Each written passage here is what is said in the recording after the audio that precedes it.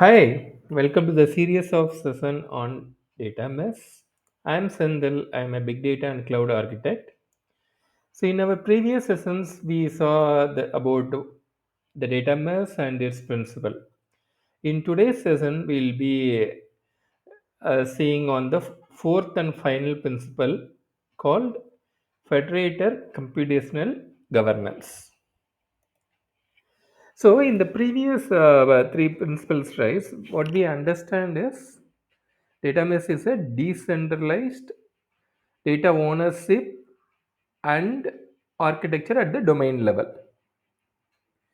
So when we say decentralized, it's it's at the domain level. We'll be having a set of data and we'll be having a data product built on that for that particular domain, which will be serving the analytical data to the customers. This is what we understand from the previous thing. There are quite challenges after implementing all these three principles. So, first challenge is every data product of a domain is providing a set of analytical data to its downstream system. It may be the reports, dashboards, or it might be any SaaS application or legacy system. In whatever format required, it will be providing to the downstream systems. So, first challenge is whether whatever data, reports, analytics that we require is being received in a single data product. The answer might will be no.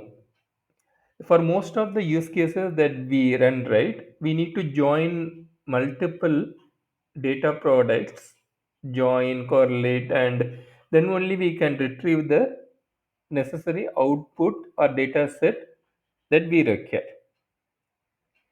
So, which means that a huge data set is being uh, clubbed, data products are interrupted to get a certain result. So, this is a very big challenge on implementing the data mesh. The second challenge that we face is we have separated at the domain level.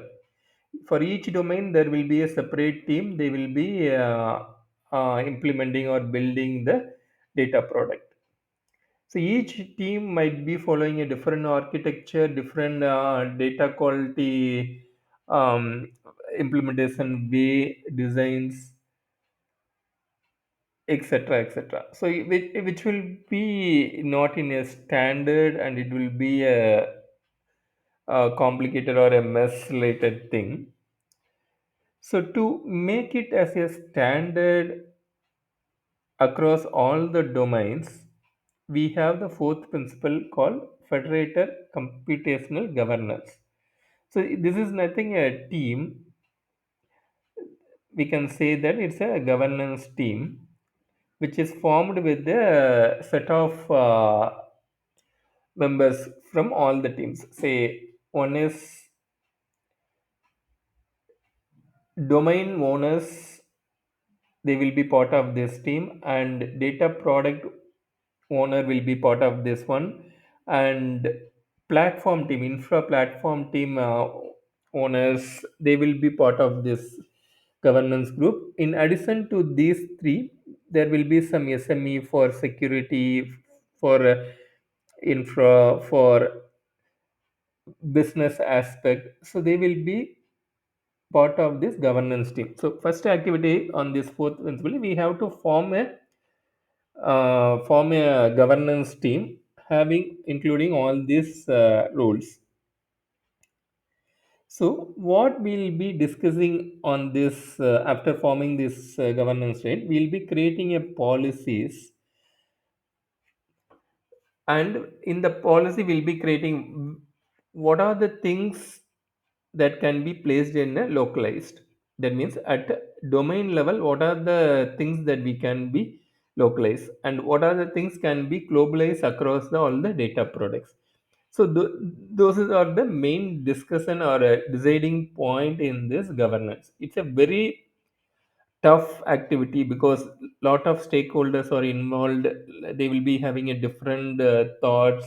So making them align to a single line and taking a call is a very big challenge. But we need this particular governance team to make everything, create policies for the other domain and data products to follow and execute, to make it as a standard in for a standard and a better implementation in this data mesh architecture. So let me go to the next slide where I will be explaining how it will be this governance team is formed and what they will be doing at high level or at each product level. Okay. So this is the logical architecture. If you see here, this rightmost right, we have a set of team members. So team members, as I said, right, from the data owners, domain data owners, product data product owners, and platform team, SMEs from security regulation, and business people also, SME of the business. So they will be part of this governance team. They will be taking a three main activities. One is the localized decision as close to the source. So what which has to be in which domain? That call will be taken by this particular team. So they will decide, they will discuss and decide, saying that whether it has to be part of a particular domain localized or it has to be in a globalized, so that it can be accessed by multiple data products.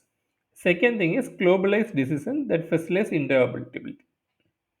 So which are the things are has to be in the globalized. Third one is a globalized cross-cutting concern of security, regulation, compliance. So if you take the example of infra, right, we cannot keep all the things as a common thing and deliver to the data products. For example, a data domain one will be having a set of stacks for analytics, which other 100 domains will not be using. So having those in a globe, those set of technology stacks in a globalized thing does not matter, does not look good, right? So we need to identify on the infrastructure also what are the things that have be kept common, which one can be kept at the domain level or data product level. That call we have to be taken in this one forum. So let me come to the data product first. So this is the orange color, right? We have the data product. So they will be deciding on each data product. So what will be the data model? How the data model should be designed? How it has to be metadata has to be a design or extractor, or where it has to be placed in which format. Those set of things will be discussed and it will be set as a policies or rule for the data product team to follow. So this governance team will create the policies or rules and share it with the domain teams, where data products of each domain will be following that norms and they will be developing the data product in a standard way. So like this, here we have standardized data product. For example, data semantic or syntax modeling, there will be a standard for that. That rule will be created by this team. And if you see the infrastructure side, we'll be having a three category. One is the global service, we used to call as a global service, where whatever common for all the domains will be placed.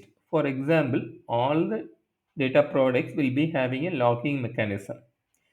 So the logs will be placed in a centralized way. Similarly, data lineage will be part of all the thing. So having those in the global services will be common for all the data product. So the first category of the infrastructure is a global service. Whatever common for all domains will be placed in a global service. Second thing, you will be having some sales domain in your organization, which will be using a set of softwares, either operational or analytical software, which might not be used to by the other domains. For example, Azure Databricks. It might be used only by a set of domains or a single domain. So that level of abstraction is maintained at the domain level. So first one is the global service, second one is the domain service, third one is the data product. In a domain, you will be having some 10 plus data product, and certain applications might be used only for a particular data product. Say barcode scan might be used for only a particular POS system. The data will be coming there. So that will be categorized or placed at the data product service level. So while discussing on this governance activities and policies, for the infrastructure side, they will be creating a three category of global services, platform domain services, and third one is the data product service. So in each level they will categorize this particular thing will be software or technology stack will be at this level, and for each level they will be preparing an interface that the data product team will be using that interface to activate that one. For example, if you want to create a schema, they will not be going into and creating a create table syntax there. An interface will be provided where a data product team will be providing the details, and when we call that interface, it will create the schema or update the schema in the respective database. So, how to design this infrastructure? What layers we have to have? All these calls will be taken by this governance team. They ensure that everything is done perfect um, in the principles that we discussed earlier. All the three principles. Okay. So likewise, data product. While building the data product, so what are the data quality measures that we have to take for each data sources? There should be a standard, how we are capturing it, how we are logging it. All this aspect will be determined, and what is the file format that we have to generate, and where we have to where we extract and place the metadata. All this will be defined for the data product by this team. So if you say they will be creating a set of policies which has to be followed by all the respective elements or entities in the data mesh. This ensures that every aspect of this data mesh is being implemented in a perfect standard, and they will be discussing which element has to be placed in which domain. For example, if you take a report that needs a product level sales details, so in the report you will be normally having most of the information from the sales domain and only few information from the product domain, say product name, product description, etc., or product expiry date, like that. So instead of joining these two sales and product domain chunk of data, this team will take a call, why cannot we move certain or delta updates to the sales team. For example, for this report, we need only the product name, description, and expiry date.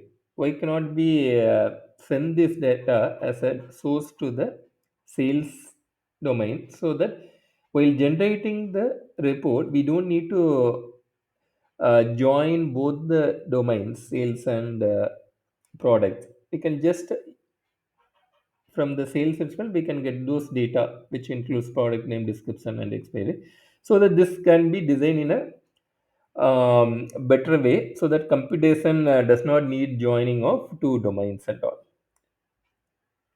So this team will be taking those calls, which can be localized and which can be globalized.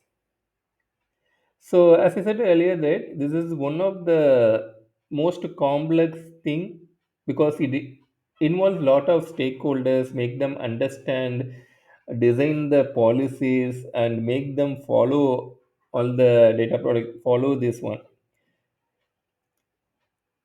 So among the all the principles, this is the most important thing that we need to focus to make this our product a well perfect one. Okay. So next we comes to we covered all the principles in our sessions. So this is just a summary of the data mesh principle that we saw in the set of videos. So first one is the domain-oriented, decentralized data ownership and architecture. So in this principle, we'll be identifying what are the domains that we can create for our data mesh, and who is the data owner for each domain. So data owner, mostly it will be the person who is close to the data in that moves across that domain. Then we'll be forming the architecture for each domain. What will be the income, what will be the transformation and all happening, and what is the analytical data that we need to serve for across the our customers. Second principles advise us to think data as a product.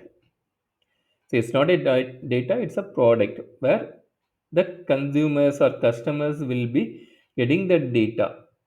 So the ultimate aim is to serve the customer to a extent level and satisfy them. So it should be very simple. Whatever format the customer is expecting, we have to provide that format and that structure, both data as well as the metadata. So it's just a API call, or it might be a near real time.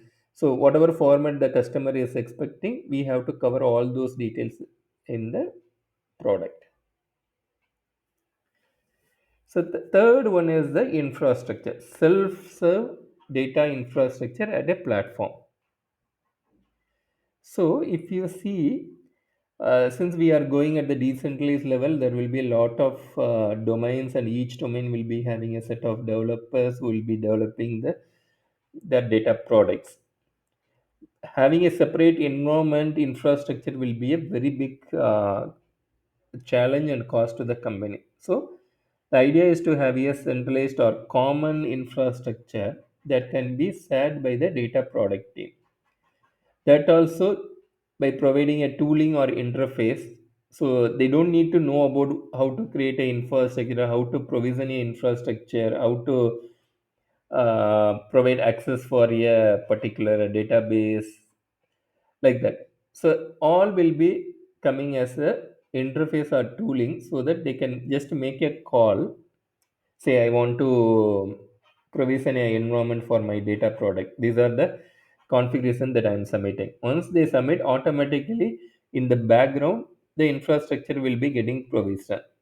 Say the team does not want to know the knowledge of how to create an infrastructure, how to install some softwares in the those idea are being hidden. Just using few configuration, it serves the customer. And the fourth principle is setting the governance for the all the first three principles that we have explained now. So Data mess, in my experience and my belief, it from the previous analytical data architecture, it's totally different and well structured. It give a confidence to the customer, say that this is a trusted data. Whatever changes, continuous changes happening in the source system, it does not affect the end user. End user can clearly trust this data as a golden data. You can say truth of data or golden data, and they can just use the data instead of they understanding what the data about. They build their ETL pipeline, quality thing, lineage. They don't need to think about all this hardware. They can just place a request to the data product and they can consume the data. So this is this in my gut feeling, I see that once we implement all this concept for a particular organization,